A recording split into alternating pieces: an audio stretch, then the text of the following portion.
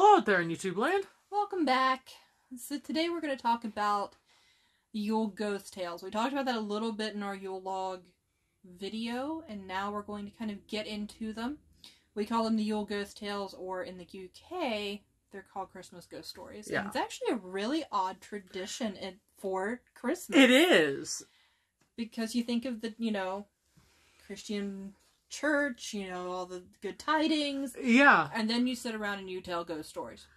So, I mean, the idea of Christmas time ghost story actually predates Christmas as a holiday. Mm-hmm. And so what people used to do was sit around the burning Yule log and tell spooky stories in honor of the darkness of winter. It kind of symbolized that close connection of the living and the dead within the darkness and what's associated with the winter season. We always think of that as kind of that cold, underworldy death. Exactly. Not necessarily. The world's just asleep, by the way. Yeah.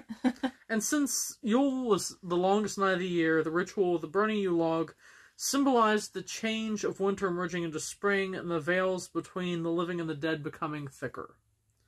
Also, on the non-poetic side of that, if you have to keep a Yule log lit all night, what better way to do that than to sit around and tell ghost stories to each other? Absolutely. I mean, that's a good way to pass a night. Yeah. We should do that sometime soon. Just in general. I don't know. I may not make it. We should have done it when we were younger. I might make it till about 3, 4 o'clock in the morning, and then I'm gonna be out. No, the last time Tabby and I were up until like 3 or 4 in the morning, you should have seen us the next day. It was because we had gone to the Motionless in White concert in Pittsburgh, Pennsylvania in 2017. Yep. We were a mess the next day. It was not good. Was bad. We are much too old for that. The body doesn't bounce back like it did, 20 years ago. So, it wasn't until Dickens wrote The Christmas Carol that the idea of telling Christmas ghost stories kind of got back into provenance. Right, and you guys are well familiar with, The Christmas Carol. Yeah. I mean, the interesting part is that I guess, Christmas was even outlawed in parts of the world, which I wasn't really, enlightened to that fact, but because I guess the Puritans had outlawed Christmas. Yeah. Puritans were not a fan of Christmas. No.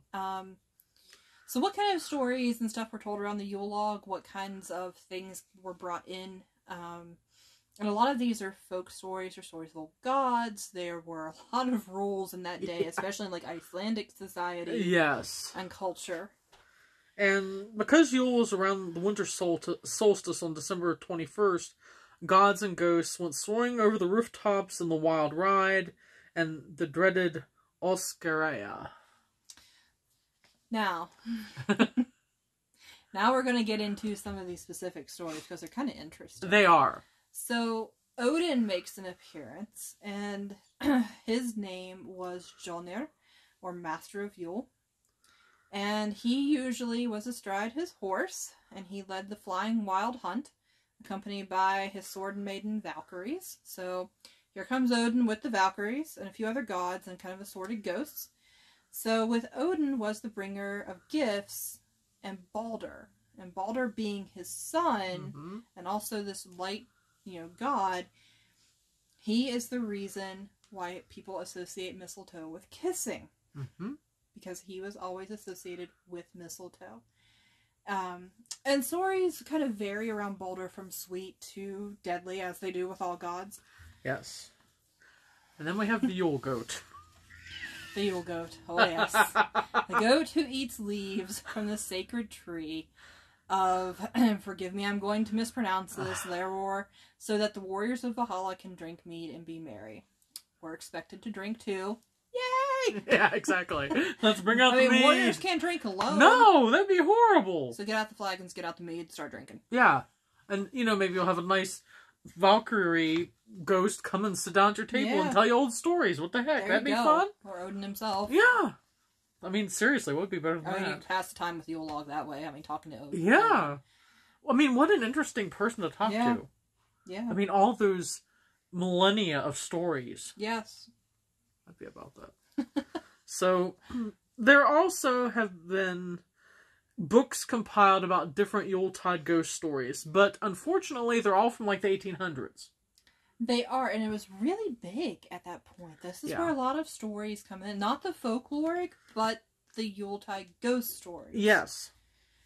So real stories were likely told simply by a story weaver, someone who either tells the story from a book, from a passed down thought, or makes it up. Makes it up. And, it's good to remember that ghosts and creatures were part of general knowledge. So it wasn't like, it was a sidestep thing. It was like, in common discussions and everything, people talked about ghosts all the time. Symbols of bad luck, all these different things. So it was a general part of the culture. So, there'd be morality tales about someone's ancestors that came back to haunt them because they didn't honor them. Right. I mean, stories of the fallen soldiers from battlefields of old, warriors coming back, you name it, there was a story about it. And a lot of other tales were of animals that had almost a godlike status and foretold death. And there are creatures like the Icelandic Yule cat. Yes. So, the Yule cat. Oh my. Is huge. He is vicious, and he lurks about the snowy countryside during Christmas time or Yule, and eats people who have not received any new clothes to wear before Christmas Eve. Now, the reason for that is that if you didn't get new clothes, it was because you didn't need clothes, which meant you didn't work during the year, so you weren't worthy.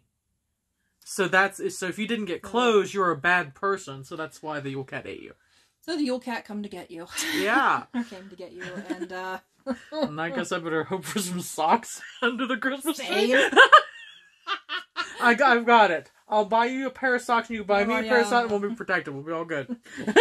Yeah, we're gonna have a pet kitty. Either way. Darwin would be a good Yule cat. He would be. Mm-hmm.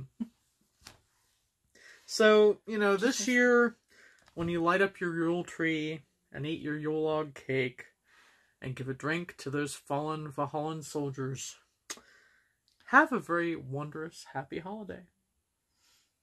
Happy Yule. We will see you in the new year. And until next time, bye.